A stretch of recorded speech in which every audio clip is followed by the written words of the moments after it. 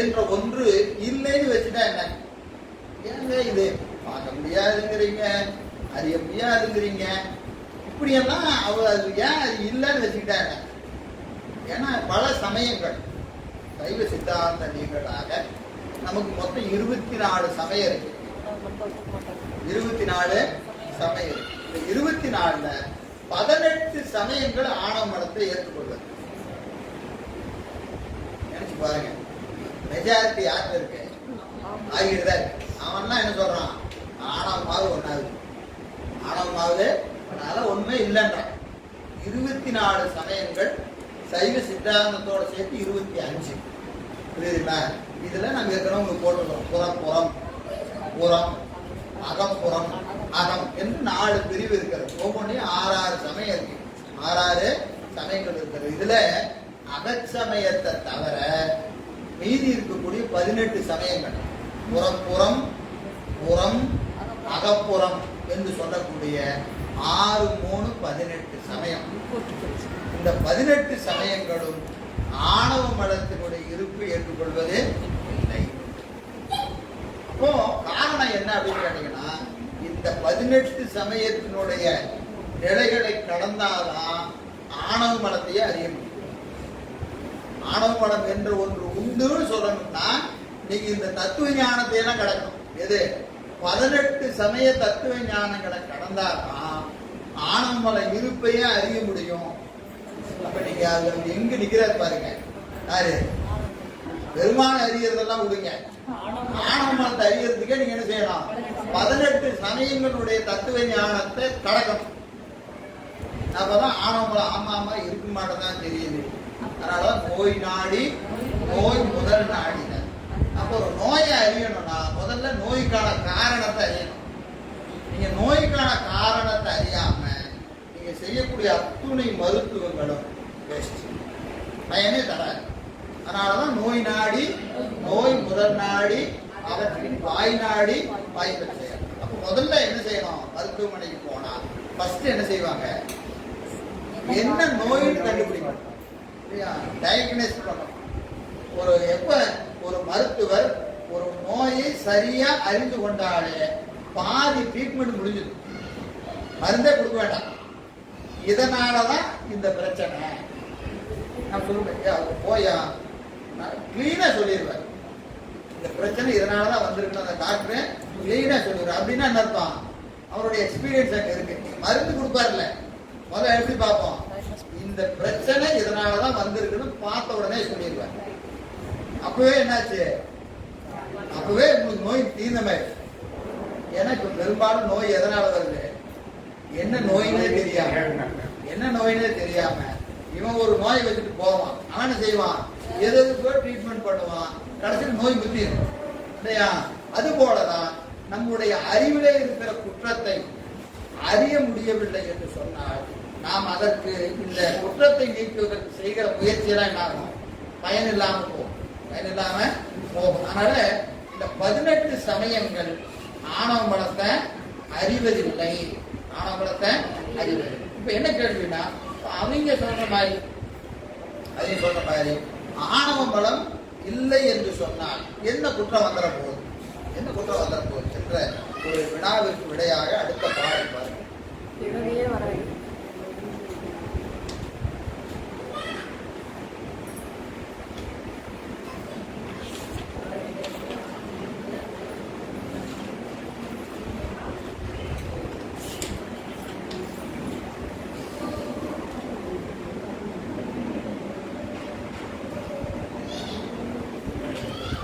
இருள்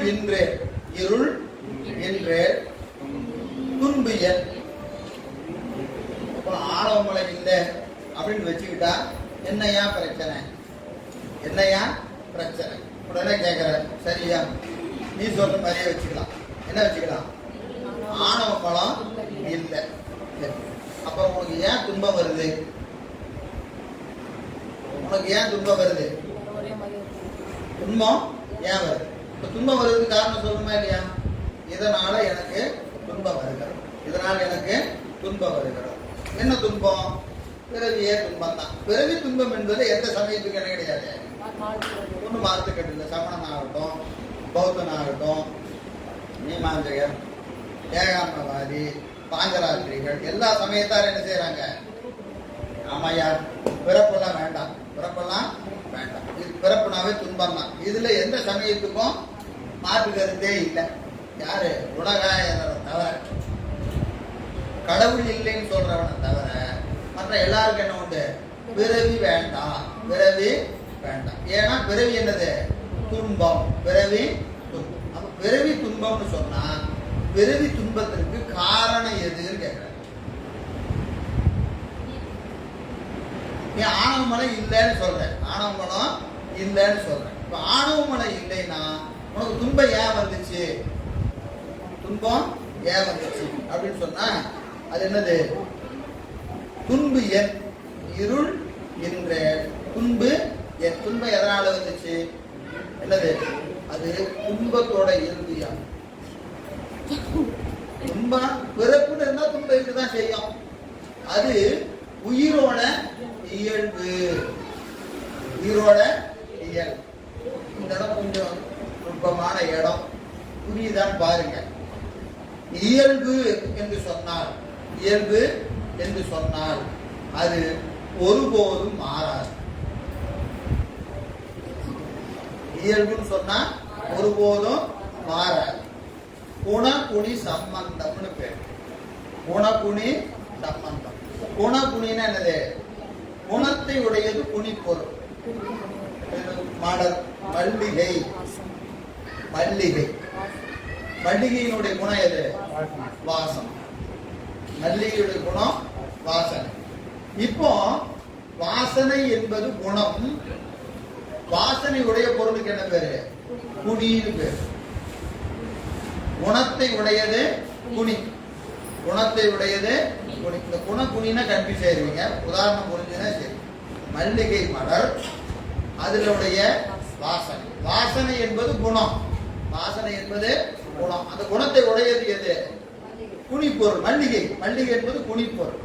இப்போ மல்லிகைக்கு ஏன் வாசனை இருக்கு அப்படின்னு கேட்டா சொல்லுவான், அது அதோட இயல்பு, அதனுடைய இயல்பு. மல்லிகைன்னு இருந்தா வாசனை இருக்கும், மல்லிகைன்னு இருந்தா வாசனை இருக்கும். அப்போ குணமும் குணியும் பிரிக்க முடியாதது. அது சிரிப்பு இல்லையா? அங்க சிரிப்பு. குனித்த புருவமும் குணிப்புடையானுக்கே சென்றுவதால், அது வந்து சிரிப்பு தான். அந்த குனி, அந்த குனி இது இல்லை. இங்கே குனி என்பது என்னதுங்க? குணத்தை உடையது குனி, குணத்தை உடையது குனி.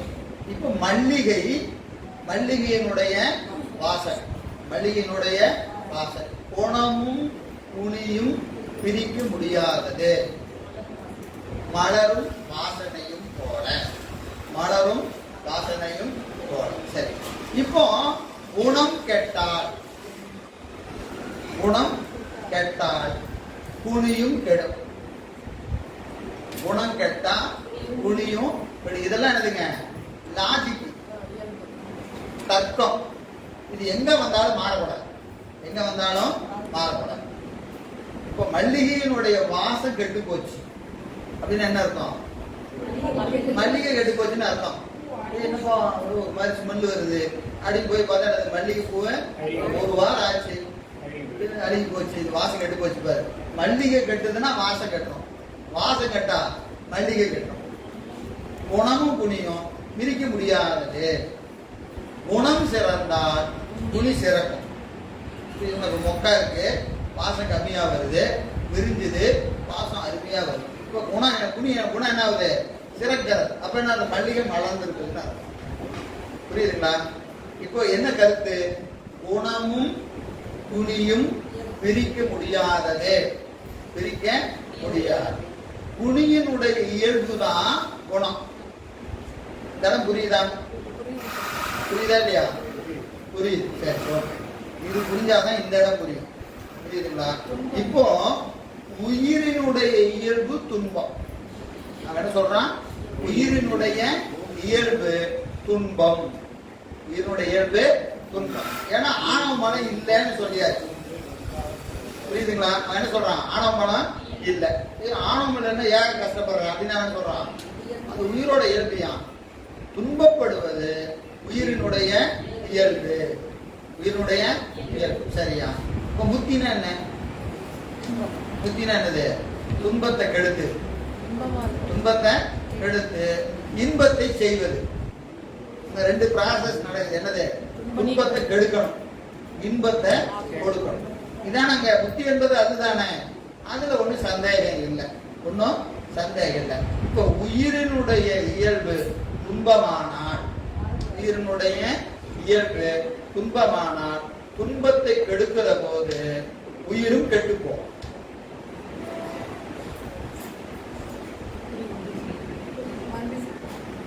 துன்பத்தை கெடுக்கணுமா இல்லையா? புத்தி என்பது என்னது? துன்பத்தை நீ பாச நீக்கம் சிவப்பேரு சொல்லணுமா இல்லையா? புத்தி என்பது என்னது? துன்பத்தை அப்படியே வச்சுட்டு இன்பத்தை கொடுக்க முடியுமா? இன்பம் கொடுக்கணும்னா என்ன செய்யணும்? துன்பத்தை கெடுக்கணும். துன்பத்தை கெடுத்து இன்பத்தை கொடுக்கணுமா இல்லையா? அதுதானே புத்தி, அதான புத்தி. இப்ப துன்பத்தை கெடுத்தாச்சு, துன்பத்தை கெடுத்தாச்சு. துன்பம் கெட்டா என்ன ஆகும்? உயிர் கெட்டுரும். ஏன்னா உயிரோட இயல்பு துன்பம் சொல்லிட்டீங்க. உயிரோட இயல்பு துன்பம் சொல்லிட்டா இப்ப என்னாச்சு? துன்பம் கெட்டுச்சுன்னா உயிரும் கெட்டு, உயிரும் கெட்டு. புரியுதா இல்லைங்களா? அப்போ அதான் சொல்றாரு, இருள் இன்றே துன்பு இயல்பு. ஏப்பா இருள் இல்லைன்னா ஏன் துன்பம் வந்துச்சு? அது உயிர் இயல்பு, அது உயிர். சரி, அப்படின்னா போக்கும் பொருள் உண்டே. அந்த துன்பத்தை போக்குறதுக்கு ஒரு பொருள் இருக்கா இல்லையா? அது என்னது? சிவம். சிவம் வந்து என்ன செய்யுது? துன்பத்தை போக்குது, துன்பத்தை போக்குது. போகும்போது என்ன செய்யும்? உயிரும் சேர்த்து போயிடும், கெட்டுரும். துன்பத்தை கெடுத்தா உயிரும் சேர்த்து கெடுத்துரும். அப்ப இன்பத்தை அனுபவிப்பது எது? துன்பத்தை போகும்போது உயிர் போகும். அதே மாதிரியே துன்பம் போகும்போது என்ன ஆயிரும்? துன்பத்தை அழிச்சாச்சு. அப்ப என்ன ஆகும்? உயிரும் அழிஞ்சு போயிடும். அப்புறம் யார் இன்பத்தை அனுபவிக்கிறது? யார் இன்பத்தை? இன்பம் அனுபவிக்கிறதுக்கு அங்க என்ன இருக்காது? உயிர் இருக்காது, உயிர் இருக்காது. அப்போ ஆணவ மலம் இல்லைன்னு சொன்னா புத்தி என்பதே இல்லை. புரியுதா இல்லைங்களா? புரியல? ஆணவ மலம் இல்லைன்னு சொன்னா புத்தியை அனுபவிக்கிறதுக்கு என்ன இருக்காது? உயிரே இருக்காது. ஏன் இருக்காது? துன்பத்தை நீக்குகிற போது உயிரை சேர்த்து கெட்டு போகும். முத்தியை அனுபவிப்பதற்கு உயிர் என்ற ஒன்றே இருக்காது. ஆனா உயிர் என்ற ஒன்று உண்டு. முத்தி என்பதை அதுதான் நுகர்ந்து கொண்டு இருக்கிறது. அப்ப என்ன இல்லை? ஆணவம் இல்லை என்று நீ சொல்லுகிற கூற்று முழுமையானதல்ல. உன்னோட லாஜிக்கு சரியில்லை. எது சொன்னாலும் தர்க்கத்தில் எப்படி வரணும்? சரியா வரணுமா இல்லையா? இதனால இது, இதனால இதுன்னு சொன்னா சரியா வரணும். அப்போ துன்பத்திற்கு காரணம் எது? துன்பத்திற்கு காரணம் எதுன்னு சொன்னா அது உயிரோட இருக்குன்னு சொல்லக்கூடாது. அதுதான் ஆணவ மலன்னு பேரு. அதுக்குதான் ஆணவ மலன்னு பேரு. அது போச்சுன்னா இது இன்பமாயிடும். ஆமா, அதே மாதிரிதான் ஒரு துன்பம்னா அந்த துன்பம், நீ துன்பத்துக்கு ஒரு காரணம் யாரோ ஒரு ஆள் இருக்குமா இல்லையா? அது இல்லைன்னா என்ன கிடையாது? துன்பமே இல்லை. அப்ப அங்க என்ன கிடையாது? ஒண்ணுமே இல்லை. எனவே போக்கும் பொருள் உண்டு, ஒன்றாக போகும். எது? துன்பத்தோட சேர்த்து உயிரும் போயிடும். எனவே நீ சொன்ன கருத்து என்ன கிடையாது? பொருத்தமுடையது அல்ல. சரியா? அப்போ ஆணவ மலம் உண்டுன்னு வச்சுக்கலாமா? அப்படிதான் வச்சுக்கணுமான்னு தெரியுது. அப்படிதான் வச்சுக்கிற மாட்டேன் தெரியுது. சரி, அப்போ அது ஏன் அனாதியே இருந்ததுன்னு வைக்கணும். இப்ப மாயா மலம், கண்ம மலம்லாம் இடையில வந்துச்சு. மாயா மலம், கண்மம் எல்லாம் இடையில வந்துச்சுன்னு சொன்னீங்க. அப்போ ஆணவமும் இடையில வந்துச்சுன்னு வச்சுக்கலாமா? ஆணவ மலமும் இடையில வந்துச்சுன்னு வச்சுக்கலாமா என்று சொன்னா அதுதான். அப்ப முதல்ல ஆணவ மலம் வந்துச்சு, அப்புறம் வந்து மாயா கர்மமும் அதுக்கு அடுத்து வந்துச்சு. அப்படி வச்சுக்கிட்டா என்ன? நீங்க எல்லாம் அசம்ஷன் தானே. நீங்க யாரு போய் பாத்தீங்களா? புரியுதா இல்லைங்களா? இதெல்லாம் என்னது? லாஜிக்கு.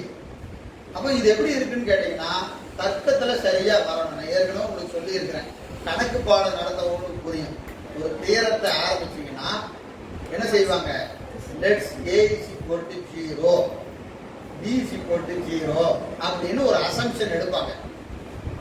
கணக்குல இந்த தேற்றம்னு படிச்சிருக்கீங்களா? கணக்குல தேற்றம் தியரி அப்படின்னு சொல்லுவாங்க. ஒவ்வொன்றுக்கும் ஒரு தியரி இருக்கு, புரியுதுங்களா? போட்டு முதல்ல ஸ்டார்ட் பண்ணும்போது அது வேல்யூ 0 அல்லது 5 10 ஏதாவது ஒன்று அசியூம் பண்ணி எடுப்பாங்க. எடுத்துட்டு என்ன செய்வாங்க, பக்கம் பக்கமா டெரைவ் பண்ணிக்கிட்டே வருவாங்க. அதை கூட்டுவாங்க, அடிப்பாங்க, இதோட சேர்த்துவாங்க, டிவைட் பண்ணுவாங்க, இப்படி எல்லாம் பண்ணிக்கிட்டே வருவாங்க. பக்கமா எழுதிட்டே வருவாங்க. என்ன அறிவியல்பூர்வமா அந்த கணிதத்தில் செய்ய வேண்டிய ப்ராசஸ் எல்லாம் செஞ்சு கடைசியா LHS = RHS. எனவே hence proved A = 0. அவ்வளவுதான். இப்போ இவர் என்ன செஞ்சிருக்கிறாருன்னா ஏனுடைய மதிப்பு 0 என்று முதல்ல எடுத்திருக்கிறார். புரியுதுங்களா? அந்த டெரைவ் பண்ணிட்டு வரும்போது எங்கேயுமே என்ன கூடாது, இடிக்க கூடாது. ஷார்டேஜ் இல்லாம கொண்டு வந்து கடைசியா ப்ரூஃப்னு போட்டாருன்னா இவரு தேட்டர் என்னது சரின்னு அர்த்தம். புரியுதுங்களா? இவ்வளவுதாங்க சைவ சித்தாந்தம், இவ்வளவுதான் சைவ சித்தாந்தம். மற்ற சமயங்கள்லாம் ஆணவம் இல்லை அப்படின்னு எடுக்குது, மாயை இடையிலே வந்தது, உயிர் அனாதி நித்தம், இப்படி ஒவ்வொன்றும் என்ன செய்யறாங்க. உயிர்னா இப்படிதான், இறைவன்னா இப்படிதான், ஆணவம்னா இப்படிதான், கண்மம்னா இப்படிதான், மாயைனா இப்படிதான் அப்படின்னு என்ன செய்யறாங்க. அந்த தத்துவ ஞானத்துல ஆரம்பிக்கிறாங்க. தத்துவ ஞானத்தை ஆரம்பிக்கிறாங்க. ஆரம்பிச்சு அப்படியே தத்துவ ஞானத்தை சொல்லிக்கிட்டே வராங்க. எங்கேயாவது இந்த லாஜிக் இடிச்சதுன்னா தத்துவ ஞானம் ஃபெயில் ஆயிடுச்சுன்னு அர்த்தம். ஆனா சைவ சித்தாந்தம் எடுக்குது, அனாதி நித்த பொருள் 3, பதி அனாதி, பாசம் அனாதி, பசு அனாதி. பதி பேரறிவு, உயிர் சிற்றறிவு, ஆணவம் கர்மம் மாயை. ஆன்மாவின் அறிவே அனாதியே ஆணவங்களும் மறைத்துக் கொண்டிருந்தது. கண்மமும் மாயையும் இடையிலே இறைவன் ஊட்டுகிறான். இதெல்லாம் நீங்க என்னது ஃபர்ஸ்ட் டெரைவ் பண்ணும்போது மேல டாப்ல எழுதி வச்சுக்க வேண்டிய தேவை. இங்க இருந்து அப்படியே உங்க வாழ்க்கைய கேவலம் சகலம் சுத்தம். நமக்கு இதனால துன்பம் வருது, இதனால இன்பம் வருகிறது, இதெல்லாம் விடணும், இதெல்லாம் பெறணும், அப்படியே டெரைவ் பண்ணிக்கிட்டே வந்தீங்கன்னா எங்கேயுமே இந்த லாஜிக் இருக்காது, எங்கேயுமே இருக்காது. புரியுதுங்களா ஐயா? ஆமா. அப்படியே வந்து கடைசியா திருவடிக்கு போற வரைக்கும் உங்க மேல நீங்க எடுத்துக்கொண்ட அந்த முடிவு இருக்க, நீங்க ஒரு முடிவு முதல்ல நீங்க என்ன செய்றீங்க, அசன் பண்றீங்க, இதை நிறுவுறீங்க. மேல எடுத்துக்கொண்டதை இதுல என்ன செய்றீங்க, நிறுவுகிறீர்கள். சைவ சித்தாந்தம் எங்கும் தடைபடாது தன்னுடைய கொள்கையை நிறுவி இருந்தது. மற்ற சமயங்களிலே இந்த நிறுவுதலிலே ஏகப்பட்ட தடை இருக்கிறது. அந்த தடையை எல்லாம் சொல்லி விளக்குவதுதான் சைவ சித்தாந்தம். அதனால இதுக்கு எனது முடிந்த முடிவு. இப்ப ஆணவம் இல்லை என்று சொல்லக்கூடிய சமயங்கள் எத்தனை சமயம் இருக்கு? 18 சமயம் இருக்கு. அவன்கிட்ட போய் ஏன் உனக்கு துன்பம் வருது அப்படின்னு கேட்டா அவன் என்ன செய்ய முடியாது. அதற்கு அவன் வேற காரணம்லாம் சொல்லுவான். நான் உங்களுக்கு இப்போ சும்மா தொட்டு காட்டுறேன். ஒவ்வொரு சமயம் ஒவ்வொரு காரணத்தை சொல்லுது. ஆனா அதெல்லாம் என்னதுங்க, எங்கேயாவது வந்து முட்டி நிற்கும், எங்கேயாவது முட்டி நிற்கும். சரி, அப்ப ஆணவ மலம் உண்டுன்னு வச்சுக்கப்பா. அவன் என்ன சொல்றான், ஆணவ மலம் இல்லைன்னு சொன்னா நீ இவ்வளவு பிரச்சனை பண்ற. சரி, நீ சொல்றதுனால நான் ஒத்துக்கிறேன். ஆணவ மலம் உண்டு. அது ஏன் அனாதியாதான் இருக்கணுமா? அனாதியாதான் இருக்கணுமா? ஆதின்னு சொன்னா என்ன பிரச்சனை? ஆதின்னு என்னது? இடையில வந்துச்சு. எப்ப வந்துச்சுன்னு தெரியாது. ஆனா என்ன அர்த்தம், இடையில வந்துச்சுன்னு சொன்னாரு. ஆணவ மலம் இல்லாம ஆன்மாவின் அறிவு இருந்தது. ஏதோ ஒரு நேரத்துல ஆன்மாவின் அறிவு எப்படி இருந்துச்சு? சுத்தமா இருந்துச்சு. அப்புறம் தான் என்ன வந்துச்சு, ஆணவ மலம் போய் அறிவை குடிச்சிருச்சு. இப்ப குடிச்சதுன்னு சொன்னா அந்த 2-3 கேள்வி நீங்க கேட்கணும். ஆன்மா போய் ஆணவ மலத்தை குடிச்சுதா, இல்ல ஆணவ மலம் போய் ஆன்மாவை குடிச்சுதா? இந்த கேள்வி சொல்லணுமா இல்லையா? இடையில வந்துச்சு. இப்போ ஆன்மா போய் ஆணவ மலத்தை குடிச்சுதா அப்படின்னு சொன்னா அதுதான் துன்பத்துக்கு காரணம்னு சொல்லியாச்சு. நீ என்ன செஞ்சிருக்கலாம், அதை குடிக்காம பக்கத்துல சிவம் இருந்ததா இல்லையா, அதை பிடிச்சிருந்தா வேலை பிடிச்சிருக்கலாமா இல்லையா? ஏன்னா இப்ப உனக்கு அறிவு நல்லா தானே இருக்கு. இப்ப கேட்டா நம்ம அறிவு சரியில்லைன்னு சொல்லலாம். ஆணவ மனம் இல்லாத நேரத்துல ஆன்ம அறிவு எப்படி இருந்திருக்கும்? நல்லா தானே இருந்தது, நல்லா தானே இருந்தது. அப்போ அது என்ன செஞ்சிருக்கணும்? சிவத்தை அப்படியே சிவம் இங்க இருக்கு, அது அங்கேயே தான் இருக்கு. சிவமும் அங்கதான் இருக்கு, ஆணவ மனம் அங்கதான் இருக்கு, ஆன்மாவும் அங்கதான் இருக்கு. நீ ஏன் அவ்வளவு கஷ்டப்பட்டு போய் துன்பத்தை பிடிக்கிற? என்ன செஞ்சிருக்கலாம்? இன்பத்தை பிடிச்சிருக்கலாமா இல்லையா? பிடிச்சிருக்கலாம். அப்போ இல்ல இவன் பிடிச்சான்னு சொல்ல வேண்டாம், இவன் பிடிச்சான்னு சொல்ல வேண்டாம். அப்போ ஆணவ மனம் போய் பிடிச்சது, ஆணவ மனம் போய் பிடிச்சதுன்னா அதுக்கு அறிவற்றது, அது போய் பிடிக்காது, அது போய் பிடிக்காது. அப்போ ஆணவ மனம் பிடிக்கலையா? அப்ப என்ன செய்யலாம்? அப்ப எப்பவுமே கிழிச்சு வாங்க ஒரு ஆள் இருக்கிறாரு, யாரு? சிவபெருமான். அவரை கூப்பிட்டு, அவரு தாங்க ஆணவ மனத்தை கூப்பினாரு, அவரு தான் ஆணவ மனத்தை கூப்பிட்டு அப்படி சொல்ல முடியுமா? இல்லையா? அதுதான் இவரு எப்பவுமே இன்ப காரணன்னு சொல்லிட்டு அவரே துன்பத்தை கூட்டுவாராமா. அப்புறம் அவரே என்ன செய்வாரு? பிறவியை கொடுப்பாராமா. அப்புறம் அவரே நீக்கிட்டு நான் தாயா உன்னை காப்பாத்தினேன். சினிமா படத்துல எல்லாம் பாக்குறீங்களா இல்லையா? வில்லனை என்ன செய்வான்? 2 ஆளை விட்டு அடிக்க விட்டுட்டு அவனை வந்து காப்பாற்றுவான் இல்லைங்களா? அது மாதிரி சிவபெருமான் என்ன செய்யறாரு? ஆணவ மனத்தை அவரே கூட்டி அவரே கஷ்டப்பட்டு நீக்கி நான் தான் உனக்கு பெரிய பேர் உபகாரத்தை செய்திருக்கிறேன்னு சொன்னான். அவர் எப்படி கருணை உடையவன் ஆவாரு? அப்ப அதுவும் சரி வராது. அப்போ இவன் போய் குடிச்சானாலும் பிரச்சனை, அது வந்து குடிச்சதுனாலும் பிரச்சனை, இறைவன் கூட்டினான்னு சொன்னாலும் பிரச்சனை. சரி இல்லைங்க, என்னன்னே தெரியாதுங்க, காரணம்லாம் தெரியாது, ஆனா கூட குடிச்சு இப்படி வச்சுக்கலாம். என்னது? இன்ன காரணம்னு சொல்ல முடியாது, இன்ன காரணம்னு சொல்ல முடியாது. ஆணவ மனமும் உயிரும் கூடியது. ஆணவ மனமும் ஏன்னா ஒரு ப்ராபபிலிட்டி, எல்லா வகையான வாய்ப்புகளையும் நீங்க ஆராய்ச்சி பண்ணி பார்க்கணுமா இல்லையா? மதி இருக்கிறது, பசி இருக்கிறது, ஆசை இருக்கிறது. ஆணவ மனம் உயிரை எப்படி பற்றியது அப்படிங்கிற கேள்வியை நீங்க எத்தனை 10 விதமா கேட்டு பார்க்கலாம். இப்ப என்ன காரணம்னு சொல்ல முடியாதுங்க, என்ன காரணம்னு சொல்ல முடியாது. அறிவு சுத்தமா இருந்துச்சு, சுத்தமா இருந்த அறிவை ஆணவ மனம் போய் பிடிச்சிக்கிச்சு. இல்ல சுத்தமான அறிவு ஆணவ மனத்தை போய் பிடிச்சிக்கிச்சு. அதுக்கு காரணம் தெரியாது, காரணம் தெரியாது. அப்படி வச்சுக்கலாமா அப்படின்னா சரியா? அப்ப இதுக்கு பதில் சொல்றேன். அப்படி வெயி இந்த கேள்விய அப்படி வை. இந்த முத்தினா என்ன? முத்தினா என்ன? ஆணவ மட நீங்கி சுத்த அறிவு சிவத்தோடு கூடுவதுதான் முத்தி. சரி, திருப்பியும் இந்த ஆணவம் வந்து பிடிச்சிக்காதா? பிடிக்குமா பிடிக்காதா? பிடிக்கலாம். ஏன் நீ தான் சொல்லியிருக்கிறீல்ல, அறிவு சுத்தமா இருக்கும் போதுதான் முதல்ல பிடிச்சது. சுத்தமா இருக்கும்போது பிடிச்சதா இல்லையா? இப்ப திருப்பி திருவடிக்கு போனதுக்கு அப்புறம் பிடிக்குமா பிடிக்காதா? பிடிக்கும். அப்புறம் முத்திங்கிறதே இல்லை. முத்தின்னு எனக்கு முடிந்த முடிவு, மீண்டும் பிறப்புக்கு வரக்கூடாது, மீண்டும் பிறப்புக்கு வரக்கூடாது. அப்ப முத்திக்கு போனாலும் காரணம் இல்லாம ஆணவ மனம் வந்து ஆன்மாவை பற்றி கொள்ளும் அப்படின்னு சொல்லிட்டேன்னா செய்யாது. புத்தி என்பதே இல்லைன்னு ஆயிடும். அப்போ இது எந்த ப்ராபபிலிட்டியும் இதுக்கு சூண்டாக என்ன செய்யணும்? அனாதியே ஆணவ மனத்தோடு ஆன்மாவின் அறிவு கூடியிருந்தது. இதுதான் சரியா, இதுதான் சரியா. இதை தவிர நீங்க வேற எப்படி எடுத்துக்கிட்டீங்கன்னாலும் தர்க்க ரீதியாக அது பாழ்பட்டு போகும். அது தர்க்கம் நிக்காது, தர்க்கம் நிக்காது. இங்க பாருங்க, ஆசு ஆதிய, ஆசு ஆதிய, அனைவ காரணம் என், அனைவ காரணம் என் அப்படின்னு எழுதுங்க. ஆசு அனாதி இல்லை, அது ஆதி.